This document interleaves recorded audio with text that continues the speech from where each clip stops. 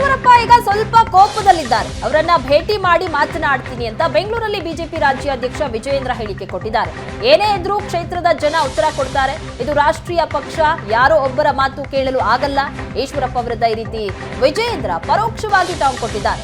ಎಲ್ಲವೂ ಬಗೆಹರಿಯುವ ವಿಶ್ವಾಸದಲ್ಲಿದೆ ಅಂತ ಹೇಳಿದ್ದಾರೆ.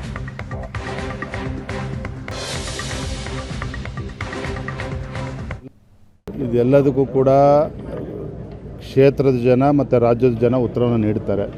ನಾನು ಇನ್ನೇನೇ ಸಂದರ್ಭ ಹೆಚ್ಚು ಮಾತಾಡೋದಕ್ಕೂ ಇಷ್ಟಪಡೋದಿಲ್ಲ. ಅವ್ರ ಪಕ್ಷದ ಹಿರಿಯರಿದ್ದಾರೆ, ಭಾರತೀಯ ಜನತಾ ಪಾರ್ಟಿಯಲ್ಲಿ ಇದ್ದಾರೆ. ಸೊ ಎಲ್ಲವೂ ಕೂಡ ಸರಿ ಬಗೆಹರಿತದೆ, ಎಲ್ಲ ಸಮಸ್ಯೆಗಳು ಬಗೆಹರಿತದೆ ಅನ್ನೋ ವಿಶ್ವಾಸ ನನಗೂ ಕೂಡ ಇದೆ.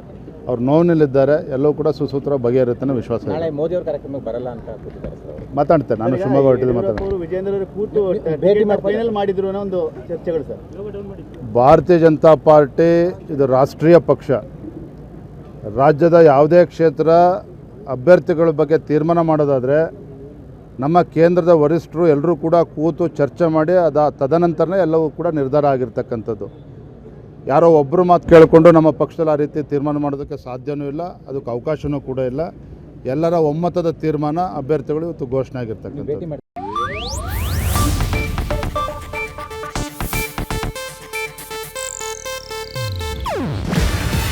ಇದು ಏಷ್ಯಾನೆಟ್ ನ್ಯೂಸ್ ನೆಟ್ವರ್ಕ್ ಪ್ರಸ್ತುತಿ. ನೀವು ನೋಡ್ತಿದ್ದೀರಾ ಏಷ್ಯಾನೆಟ್ ಸುವರ್ಣ ನ್ಯೂಸ್.